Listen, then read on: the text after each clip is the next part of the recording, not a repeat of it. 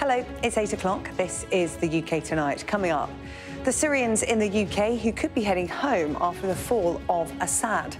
The dictator fleeing Syria at the weekend, sparking celebrations amongst the tens of thousands of people who came to the UK to escape tyranny and persecution. Tonight, we'll go live to central London, where Syrians have gathered to celebrate together and speak to community leaders. Also ahead, a review of ME services prompted by the death of a young woman.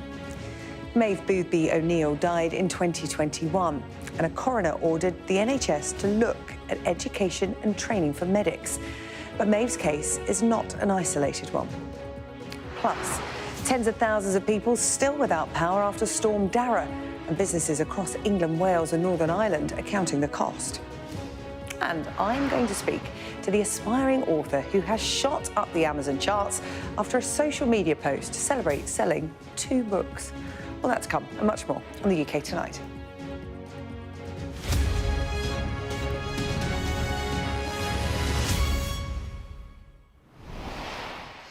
We start this evening with events almost 3,000 miles away that have far-reaching, even life-changing consequences for tens of thousands of people in the UK. Syrian President Bashar al-Assad fled the country over the weekend, ending more than 50 years of persecution for the Syrian people. Many of them fled the country, fearing for their lives. With Assad gone, the prospect of returning home to a new Syria is a dream come true.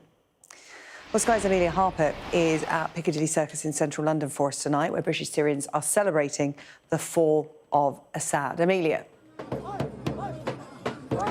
Well, as you can probably hear, Syrian people here in the UK are celebrating. They're celebrating what they're calling their country's newfound freedom and the fall of what they called a brutal dictatorship. For over 50 years, as the Assad family ruled Syria with an iron fist, but that is now over. And what you can see here is people are gathered, chanting, dancing in a circle, the cheering as well. The Syrian opposition flag is flown high in the air, and what they are chanting and singing about is about the fall of Bashar al-Assad. After 24 years in power, the doctor-turned-dictator was removed by rebels in just 24 hours. But you can see just the atmosphere here tonight. People are dancing, celebrating. I'm going to pause for just a few seconds so you can hear the atmosphere. This, we expect, is going to continue through perhaps into the evening, but I'm just walking through the crowd to find our guest for today. We are now going to speak to Abdulaziz Al-Mashi. If you could just step down here so we can have a chat with you. You are the organiser of this solidarity campaign, the Syria Solidarity Campaign. Thank you for speaking to Sky. Just explain to us how people are feeling here tonight. We are feeling epic. We are absolutely excited. We are happy, and we are shocked with happiness. You know, we have been struggling for 14 years, almost 14 years, and now the Assad is gone. And this is something I can't describe. I'm really speechless to describe how happy we are. We, as you can see, everyone is happy here, and it is a dream, you know, it is a dream coming true. Where we can rebuild our country, where we all can go back home without fear. We can all, can live equally and with justice and with a system where everyone is respected. And yeah, we are looking forward to build our new Syria. That's really what we're looking for. Story. You have personally and your family have suffered at the hands of the Assad regime. For over a decade, you thought that a cousin of yours had been killed doing mandatory military service, but just on Friday, you found out that was not the case. Tell our viewers what has happened. It's unbelievable. So, my cousin, in 2012, he was serving in the Assad army. The military service is mandatory in Syria on all males. So he joined the army in 2010, 1 year before the revolution. And in 2012, 2 years later, they told us he was dead. He was killed by the terrorists. This is exactly what the Syrian army told us. And it was absolutely shocking for us because we lost contact with him. And for us, our cousin to die fighting in the wrong side, it was really horrible, a great loss and fighting for Assad. And something happens out of the blue. Last Friday, we found out he's still alive.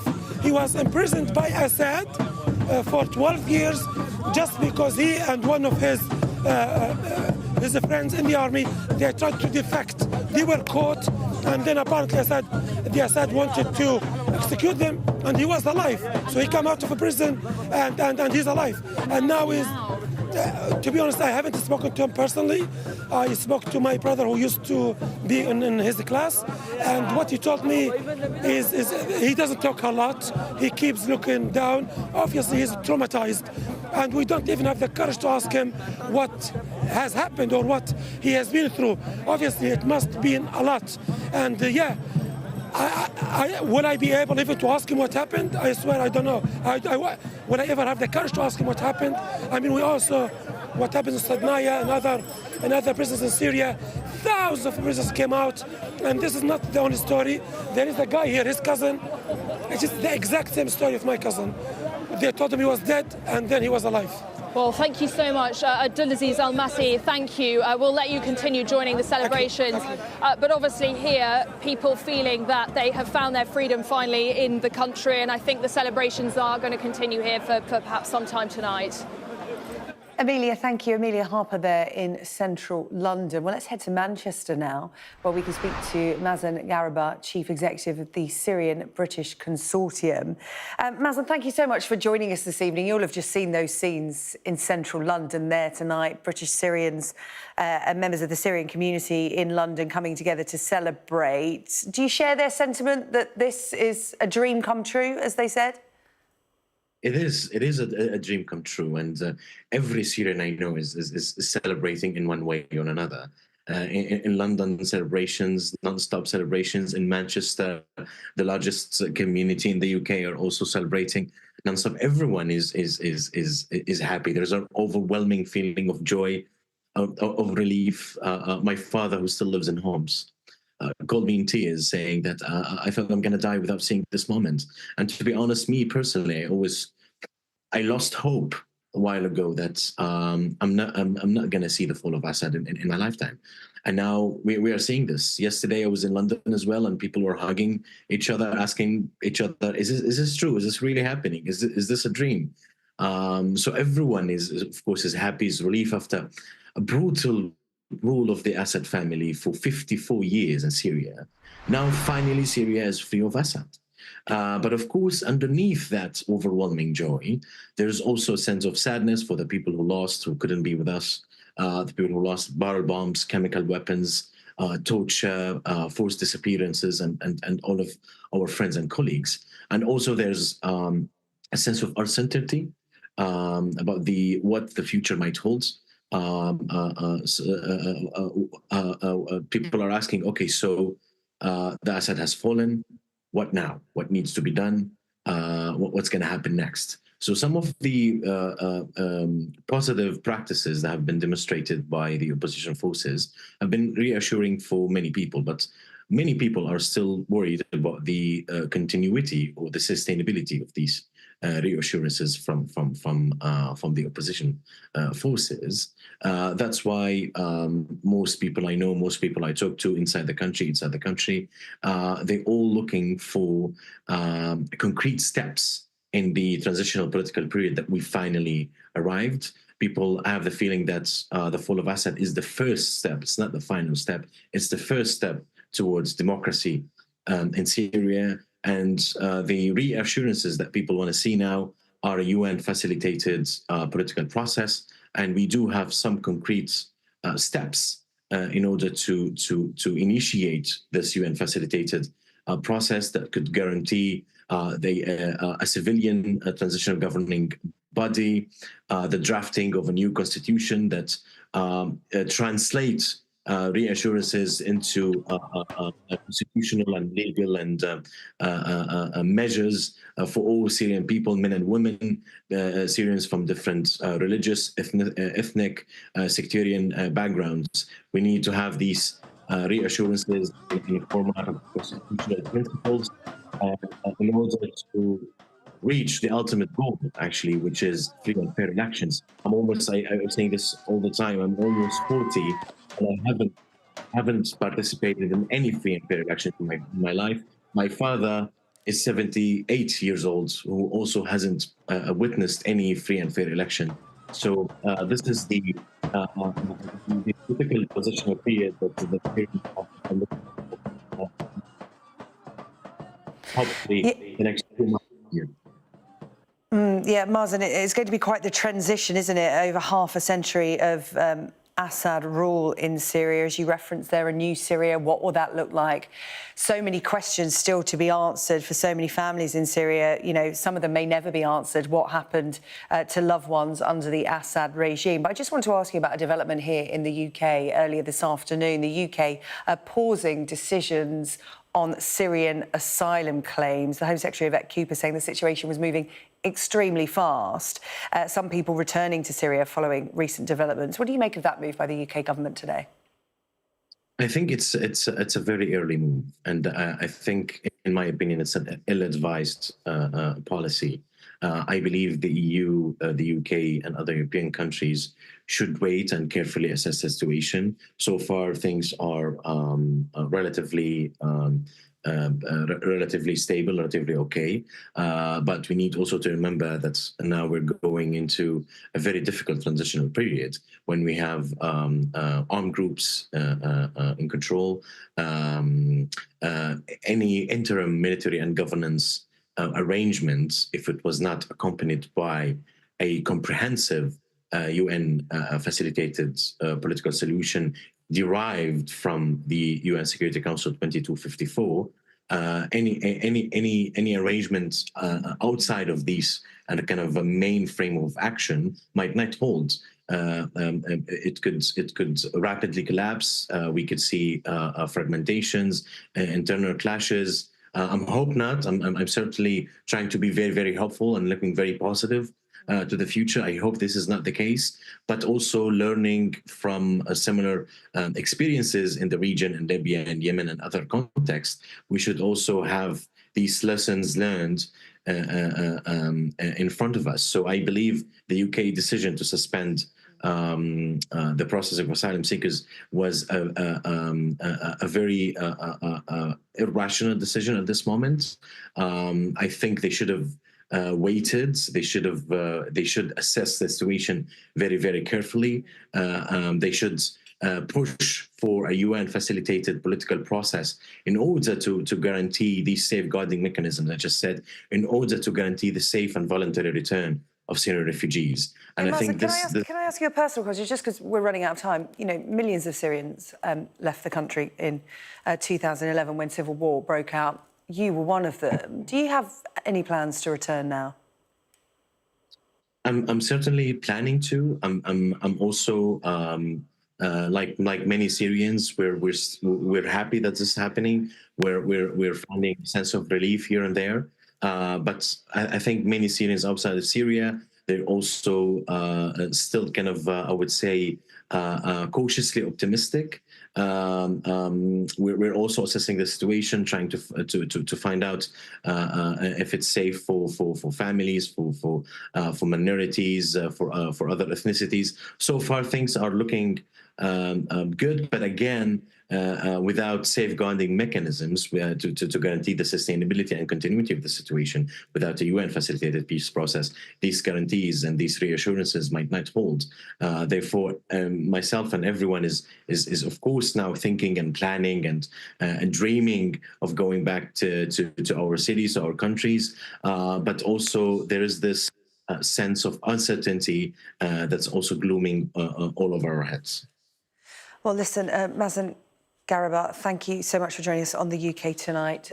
Good luck. As you said, the note is one of cautious optimism right now.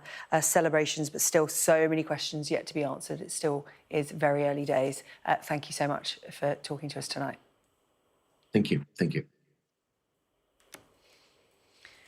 The trial of a teenager accused of the murder of a schoolgirl in South London has heard that he stabbed her to death in a fit of anger in a row over a teddy bear. Eliane Andam, who was 15, was attacked with a kitchen knife in Croydon last September. Hassan Sentamu has admitted manslaughter but denies murder. Sky's Ashna Hurnag has this report.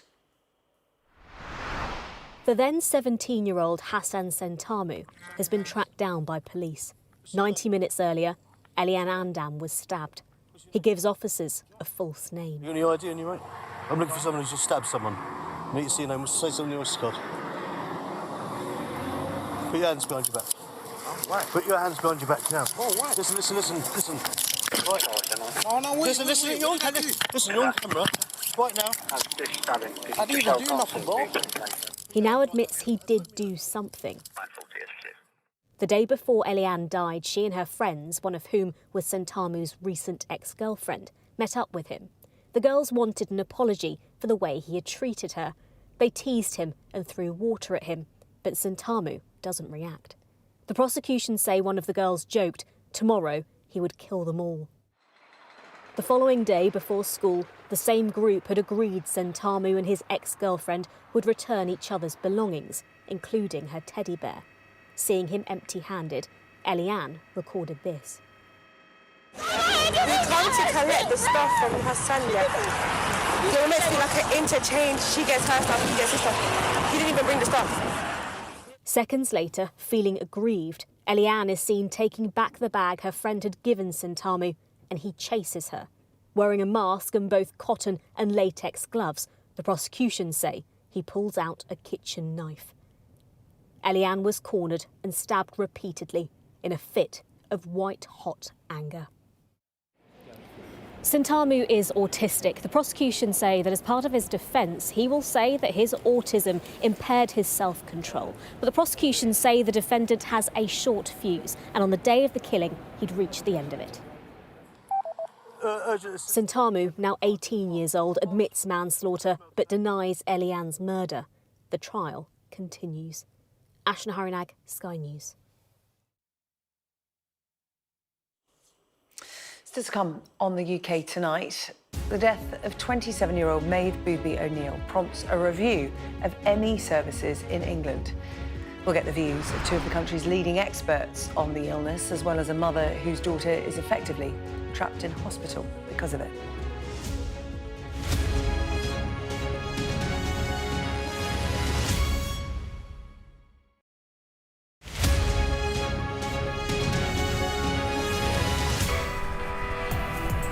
I'm Stuart Ramsey, and I'm Sky's chief correspondent. Free wherever you get your news. I'm Mark Stone, and I'm Sky's correspondent based here in Washington, D.C. Sky News, get the full story first. I'm Katie Spencer, and I'm Sky News' arts and entertainment correspondent. I'm Lisa Dowd, and I'm one of Sky's Midlands correspondents. The reason I do this job is because you never know where it's going to lead. Welcome to the world. Our new podcast, starting now. It's very exciting. Every week we'll be reporting from the world's trouble spots. We get to hold those in positions of power accountable, and we get to ask the questions that the audience, the listeners, want to know about. And that's why it is so important that people tune in, come along for the road, come along for the journey. It'll be fun.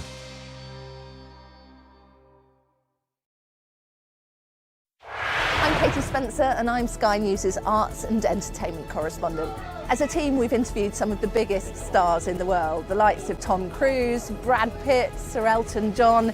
We try to give you an honest sense of how these people really are. Our app gives you the very best of Sky News wherever you are. Breaking news, videos and analysis. Evidence of the crisis. Podcasts, watching us live. I'm live in Jerusalem. Wherever you get your podcast. All in one place and all at just the touch of a screen. The Sky News app. Get the full story first.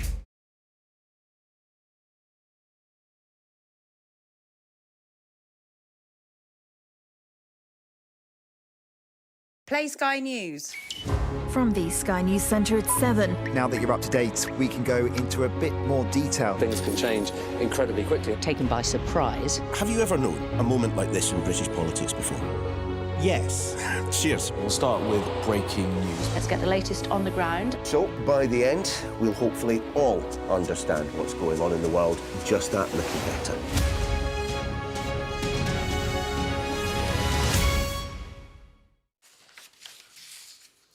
The NHS is reviewing ME services across England after a coroner raised concerns about the lack of understanding of the illness and an inability to care for sufferers. It follows the death of Maeve Boothby O'Neill, who died at the age of 27 in 2021 after suffering from ME since her teenage years. The coroner who chaired her inquest ordered the health service to carry out the review, highlighting the fact that there are no specialist hospitals, wards or other provision for patients with severe ME in England, and there's extremely limited training for doctors. I spoke to Maeve's mum back in October. What was it like to watch her go through this, actively seeking help? Because as you said, Maeve was very clear. Yeah. She wanted to live. Yeah, very clear. And the only way, I have tried to find a form of words for this, and I can't do it. I've thought so hard about it, like 3 years every day. What the heck is going on here? And the only thing that I can think of that begins to describe it is it's like the Emperor's new clothes, the fairy story. It's like everyone's looking and they're saying that he's wearing these beautiful clothes. And then there's this one child who can go, but he's naked. Why can't everyone see what I can see? And then the other thing that happens with ME is that Maeve's not the only one. She's not the only one to have died. She's the only one to have got this amount of publicity, but she's only got this publicity because she knew that death was a possibility from medical neglect, and she asked to be neglected, to be protected from that neglect before she went in to hospital, before she went in. Because she saw it coming. Because she knew what the risks to her were, and nobody else saw that. Well, Maeve's case is not an isolated one. There are an estimated 250,000 ME sufferers in the UK. There is no cure, no effective drug treatments, and as the coroner found in Maeve's inquest, practically non-existent NHS care. I've been speaking to Heather Gordon, whose daughter Karen has severe ME. By the end of next week, Karen will have been in hospital for a full year. She wants to be at home where her family can care for her. But Karen relies on a feeding tube, and the only way she'll receive the same level of care at home is if she's first assessed by a specialist unit 100 miles away, a journey which could be seriously detrimental to her health. So Karen, her family and the medics treating her are all trapped in a vicious cycle. Effectively, she's trapped in a hospital which has no further treatment options for her, and with no clinical progress, wants to send her home. I asked her mum, Heather, what life is like for Karen. She's absolutely exhausted and worn out. She's had far too much stimuli every day, too much light, noise, people coming in and out of the room. It's the wrong environment for someone with severe ME. But unfortunately, she needs the IV feeding fluids, so she needs to stay there until there's a solution worked out. But also she's very scared because the trust have threatened to stop the feeding if she doesn't agree to go to the unit, to stop the IV feeding she's having at the moment and send her home. You want her home. Karen wants to come home. Yeah, to see our lovely cat and just be in a home, peaceful environment where she can gradually recover from this stay. But she's constantly worried about what the hierarchy and the trust board are going to do, because they do send her letters. She had one in July threatening that they would stop the feed if she doesn't agree to go to St Mark's and what would that send mean? her home. What would that mean for Karen, to stop the feed and send Literally her a home? death sentence. She'd die of malnutrition, dehydration at home.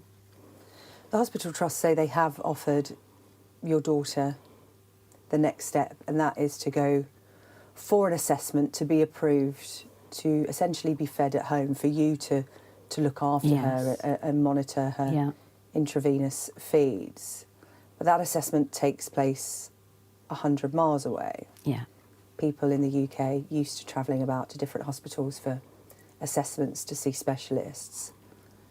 Why would this be different for your daughter? Why is this an impossibility for her? Well, ME is a very dangerous and debilitating condition, and the actual physical being moved and travelling would make her much worse. It would relapse the ME, which already is at a very serious state. It could be a permanent relapse. If it is a serious relapse, she could end up paralysed, unable to speak, and it could be life-threatening. Any worsening the ME will make her quality of life that she's got now worse. And actually being at the unit, it sounds like a very noisy, busy environment. Karen did write a letter explaining about the ME with our help and her needs, and they weren't positive at all. From their answers, St Mark's unit, they won't cater for all her needs. They're very rigid, and they would expect her to do assessments that other patients do, but ME has a particular facet to it that they find talking and concentrating difficult for any amount of time, and it really exhausts them, makes them unwell, so she wouldn't be able to do all the assessments that they want, but they don't seem to accept that. There's a general feeling that we've got that they're not accepting the ME properly. You and Karen feel that she's just existing at the moment. Can you give me an idea of what life in hospital is like for her right now? Well, extremely exhausting and stressful. She's needing massive doses of IV anti-sickness drugs every 4 hours. On days that she's worse, she just lays there and quite often vomits repeatedly. And on those days she's worse, she can't bear people talking to her or being touched. And then she needs several days to get out of that. We call it an ME dip, it's a fluctuation. But if she went to St Mark's, she'd be like that probably weeks on end. She hasn't got the energy to do the things she needs to do to keep happy. She's got lots of sponsored and adopted animals all over the world, and she likes us reading the details of the adoption to her and the updates. And she loves receiving post and having like friends' letters read to her. And I think people who haven't got ME wouldn't realise how difficult that is. She has a bit of a letter read to her at a time, not a whole letter. But in hospital, she can't even manage that a lot of the time. You have set up a petition to take some of that power back, to add other people's voices to yours, your husband's and Karen's. What's that petition calling for? Talk to me about it and why you want people to know about it and know about Karen's story. It has been a lot of work, but it's made a big difference to us. It's like a sort of lifeline. Gives you hope. Gives us hope. We're informing the public of what's happening. It's not being kept hidden, and that's a lot of the problem. There's people with ME, they're just hidden away and suffering and at risk, and no one knows about them or does anything. So we want to make ME much more known about. If this change doesn't happen, what does the future look like for Karen? There won't be a future. There just won't be a future. Well, thank you to Heather for sharing Karen's story with us. We did put Karen's case to the NHS Trust involved in her care, East Sussex NHS Trust, which runs the Conquest Hospital, which is where Karen has spent nearly a year. They said this: when patients, as in Karen's case, become more unwell or have a rare condition, It's not uncommon for them to need specialist expertise to treat their condition, which is beyond what is available in their local hospital. We have been working with a specialist NHS centre that has this expertise as a national leader in their field to arrange a course of treatment that we believe can improve Karen's condition. Meanwhile, London North West University NHS Trust, which runs the Specialist Treatment Centre, which would assess Karen and potentially allow her to be treated at home, said this to us. This is a complex situation with the prescription of home parenteral nutrition requiring the patient to be assessed in person at a hospital.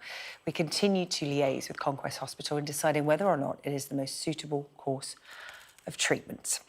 So, clearly, a complex issue with education and awareness at the heart of it.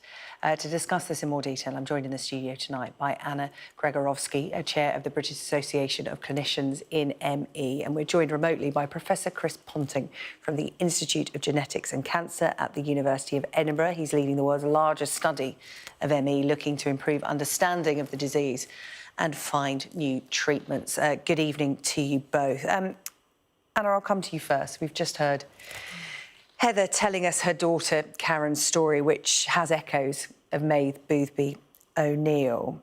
It's not a unique experience for ME sufferers to be going through what those young girls are going through, have been through, just showing that there is this lack of understanding and, quite frankly, an inability to care within the NHS. Last week it was announced that the NHS is reviewing its methods when it comes to ME. This is welcome news for over 250,000 people and their families, right? Absolutely. Yeah, it is very welcome news.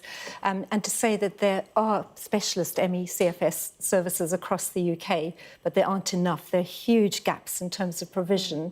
And unfortunately, there are young people and young adults and older adults as well who fall in areas where there is simply no provision, which is quite scandalous. And that's something that we, as BACME, are addressing with our clinicians who work in the field, but there needs to be a huge investment in this area.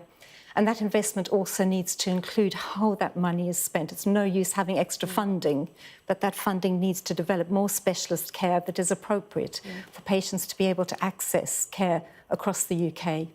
Absolutely, Sarah-Jane. Why has this been ignored for so long? It took the death of Maeve to spark this review. Change will take a long time to come because we know how stretched the NHS is. We know that money is thin on the ground when it comes to health services. The coroner in Maeve's case said she's issued these kind of warnings in previous cases and nothing had been done. 3 years after Maeve's death, there were still no beds anywhere in the UK set aside for the treatment of a severely ill patient. Why has ME been ignored for decades? Yeah, so ME is very poorly understood and has been for decades. There has been an improvement in the understanding, but within the specialist services, this hasn't rippled out to all medical services. So, yeah, it is really, really poor that there has been this misunderstanding. There's been an understanding, which is not correct, that this is a psychological illness leading to people who, with severe ME/CFS particularly, being treated in a way that is substandard and their needs not being met. Well, let's bring in Professor Chris Ponting from the Institute of Genetics and Cancer at the University of Edinburgh, part of the Decode ME organisation. It's really good of you to join us. Just talking to Anna there about some of the misconceptions over the decades about ME. People understand it slightly better. You are leading a huge study into it, the first of its kind, because, you know, there are things like ME affect more women than men. It can start in your teens, which a lot of people don't know. What is it you're finding out about this disease, which is crippling people and having such a huge effect on families? We are finding out from them how awful their experience is of the disease. We have 27,000 people who have given us their experiences across the whole spectrum of severity, up and to the experience that Karen is enduring at the moment. What I'm able to say to you today is what we're told by the questionnaires. The genetics comes later, but from the questionnaires, people's lives are being blighted by this disease. Moreover, their lives are being not improved by the medical health system. They cannot get the care that they deserve and they need. And in many cases, as we've heard, where they go to receive care, they are harmed by their experiences in hospitals and elsewhere. Unfortunately, we're told by many people that the current treatment that they're receiving in hospitals and even at specialist centres with graded exercise therapy is harmful.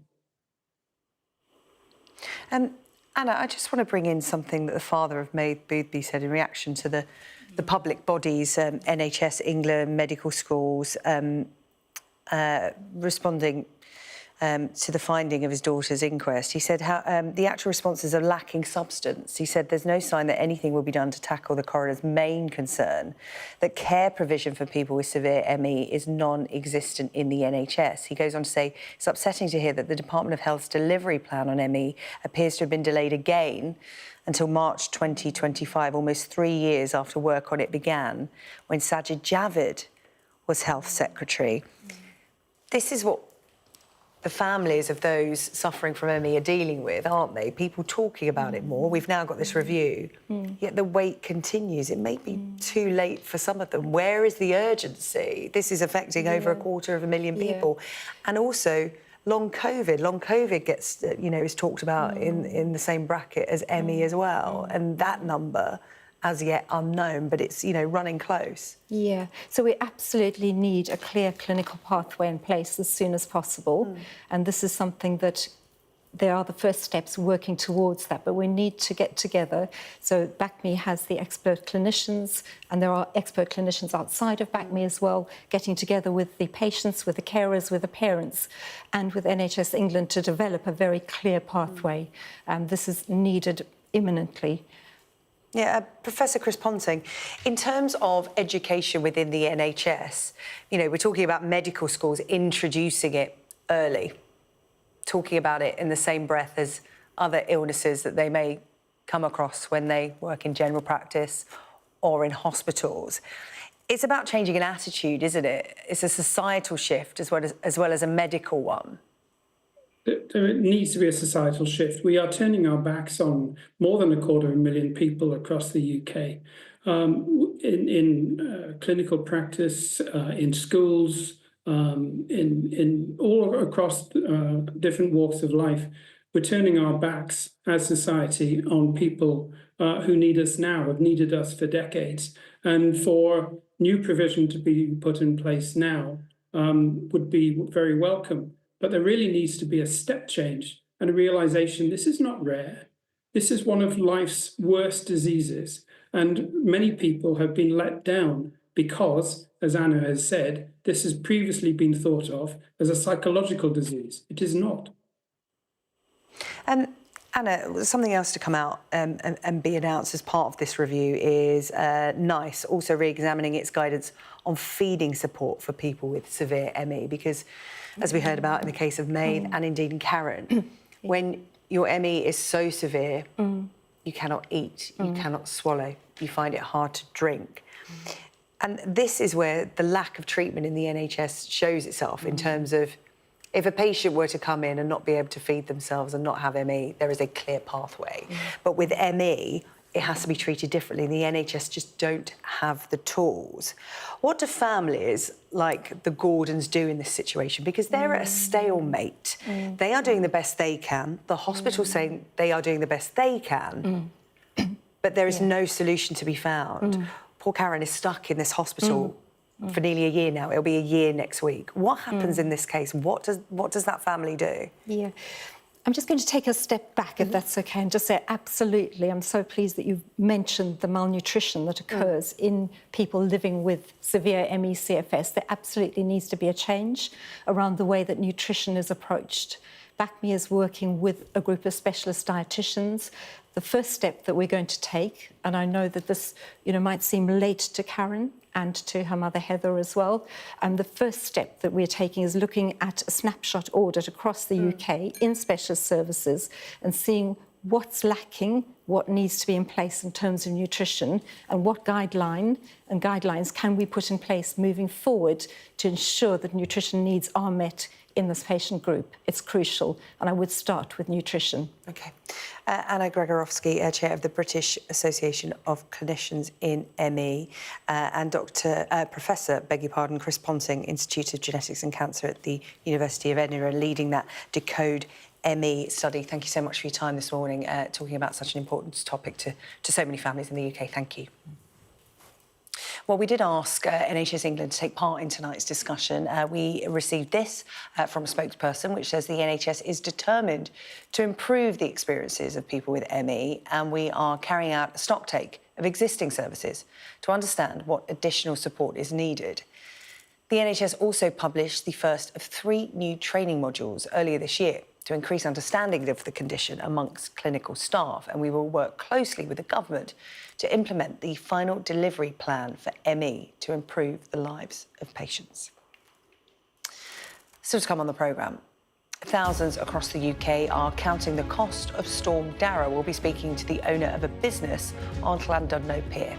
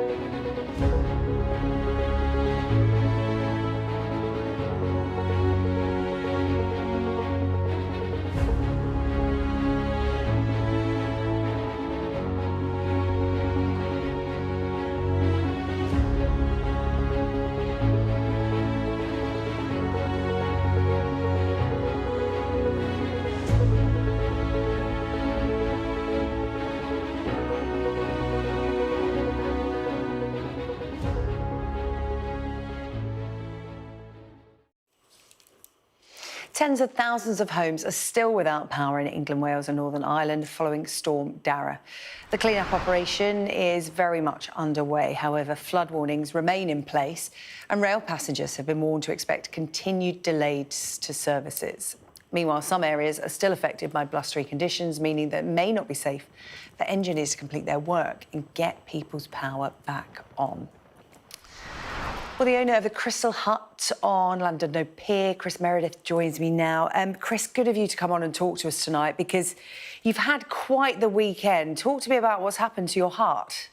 I mean, it's just been, you know, as a small business owner, we've just been absolutely devastated because, for one, you know, we've had storm warnings and we kind of get prepared, but you never believe it's going to be that bad. Now, the pier is nearly 150 years old, and never in its history has one of the old Victorian huts actually left the pier.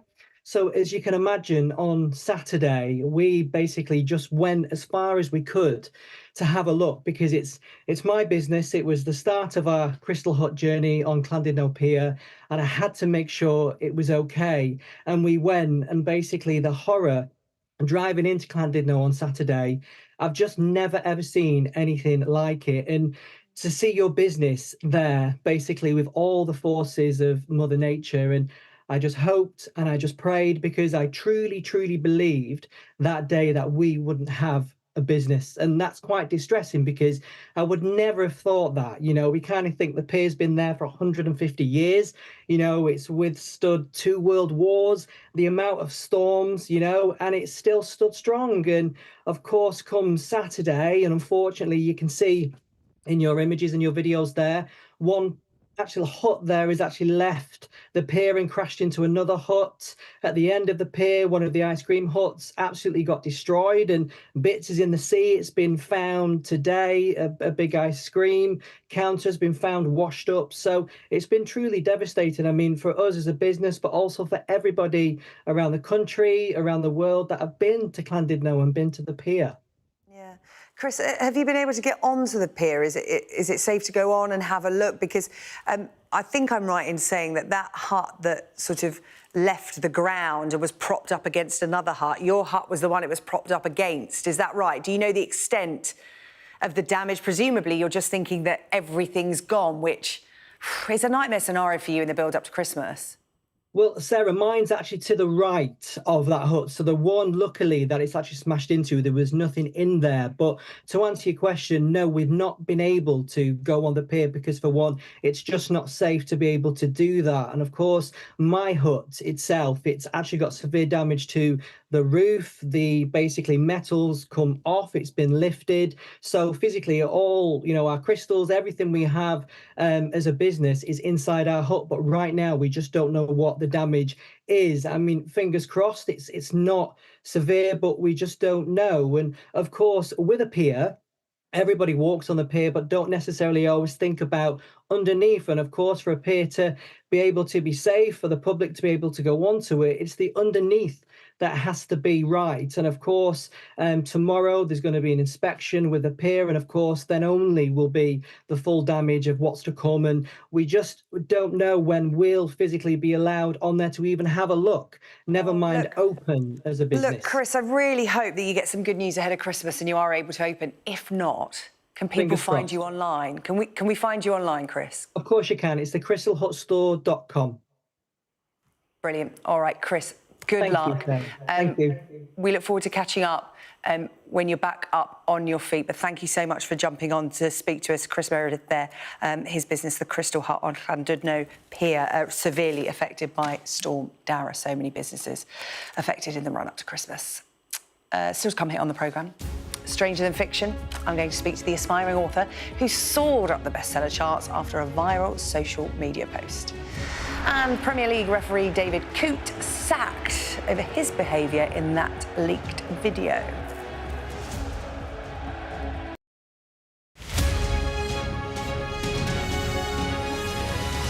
I'm David Blevins, and I'm Sky's senior Ireland correspondent. It takes 60 minutes to cross the Irish Sea. It took the British monarchy a century. I've spent 30 years reporting the journey from conflict to peace. The political parties of Northern Ireland have reached agreement. If there's anyone who might know how to fix Northern Ireland's devolved government, it's the American architect. Changes in circumstance require changes in approach.